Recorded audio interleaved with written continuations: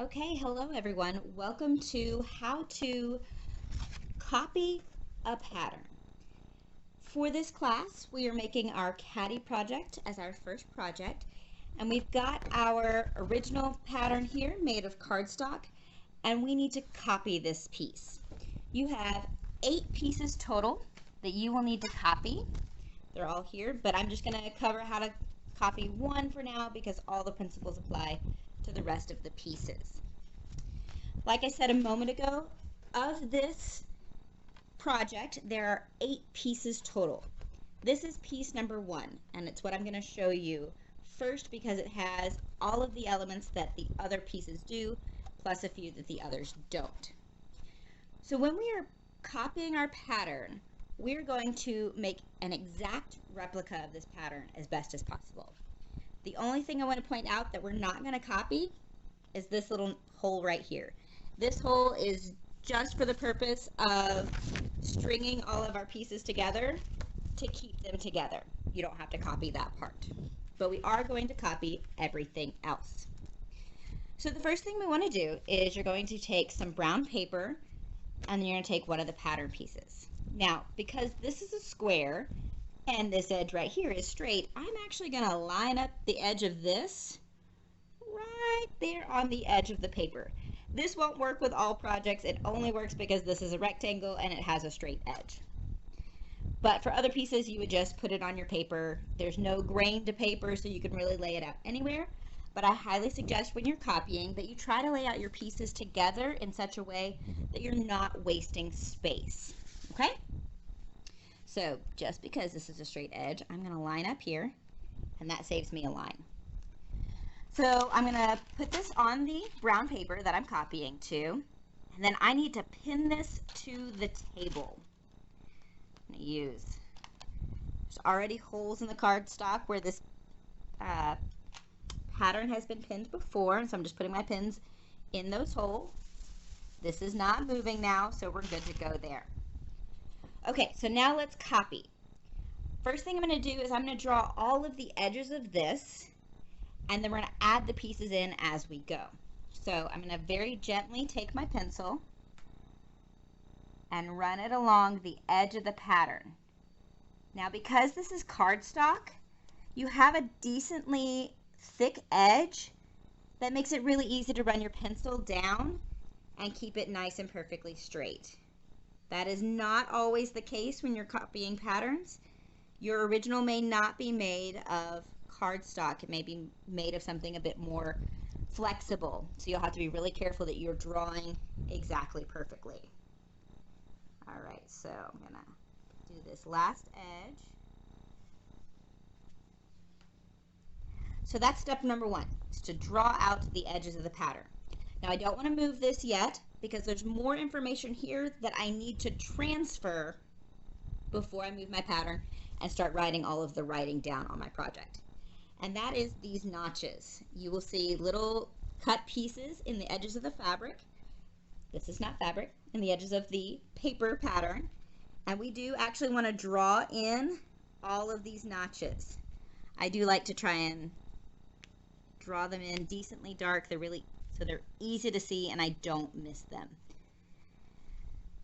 You can, whenever you are making your project, you are welcome to leave the notches just drawn in like they are now, or you can use one of the shop notchers to cut these back in. I personally like to do that because it makes me less likely to forget to mark a notch on my fabric later. All right, so those are all the pieces that I need right now while my pattern is attached to the table. There is one more thing that I'm going to do. Right here is our straight of grain line. I'm going to move one pin so that I can see. Our straight of grain line for this particular piece is 2 inches away from the edge. So I can very easily pick up this pattern and draw this straight of grain line back in just using my ruler. Now on more complex pattern pieces than what we're doing for this project, you would actually go in and use one of the needle point, I've forgotten the word. It's a spinning needlepoint thing. There is a proper word for that, and I will totally add a subtitle in here that tells you what the real name is, because my brain is going blank. Anyway, you would use it and run it along the straight of grain line so that you can copy it to the other side. We will have to do that on our shorts project later, so you'll see that done in a later video. But we'll mark this line, it stabs some holes through here, and when you take your pattern off, you would then see those stab marks and need to draw it back in with your ruler. But because I know my straight of grain is the same as this edge, I can just mark it with my ruler on this project. I'm going to put arrows on the end so that I know this is my grain line. Now I need to copy everything that's written on here, and I want to make it basically exactly the same as what's here. So I'm just going to set it beside me so I can reference back to it.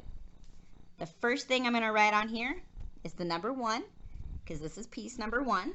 I'm going to put a circle on it just like what's here. This pattern is our Caddy Project, so I'm going to write that. This pattern came from Advanced Lab. If you keep these patterns, it's really great to write down what class you used it in for future reference later. I promise they'll come in handy if you save your patterns. I highly recommend that. So we've got Caddy Project, because this is the project that it is. Advanced Lab, that's the class. The next set of instructions or information is that this piece is the front / back piece. Super important we add that in so we know what this piece is going to be used for later. Now we need our cutting instructions. Our cutting instructions for this are cut to fashion fabric and cut to lining. So when we go to cut this out of fabric, this particular piece is going to get cut 4 times. Okay? We also want to write here at the bottom, it says NSA.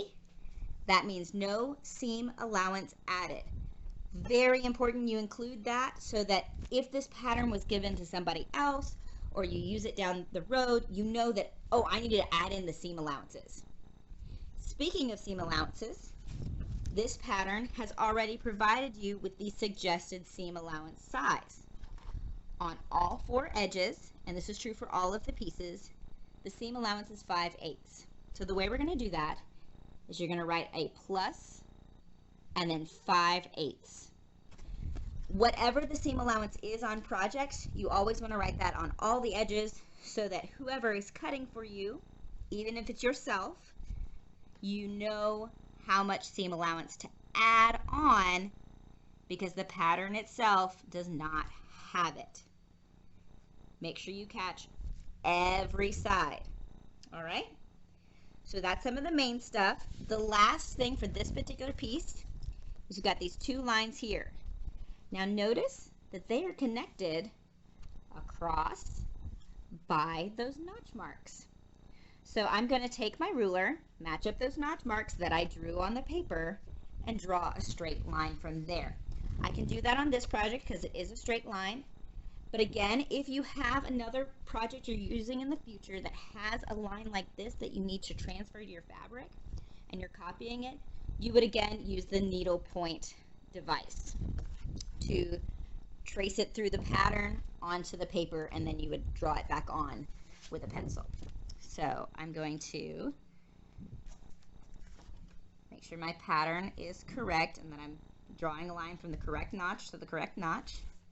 I'm going to draw a line straight across.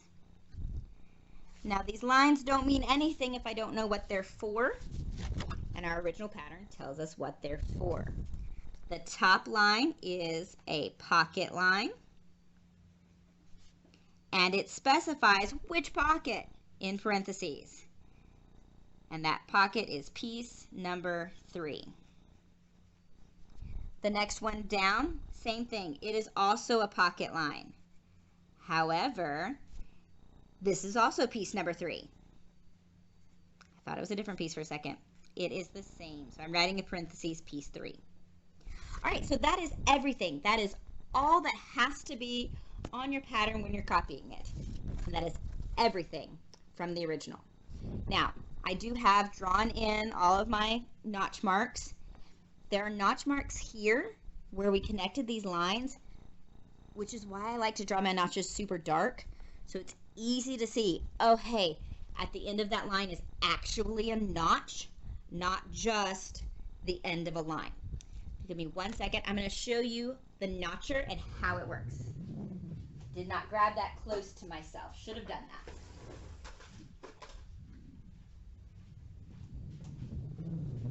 So this right here is a notcher. It's basically a fancy hole puncher. You would cut all of this out first out of the paper, but I just want to show you the notcher really fast. You're going to take the notcher, put it on the edge right on top of your notch mark, punch. And now there's a hole there. Hard to tell against my skin that's similar to the, there we go, we can see it on the table.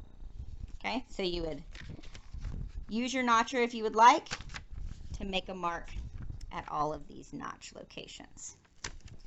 That's it. Copy all of your pattern pieces exactly the same way.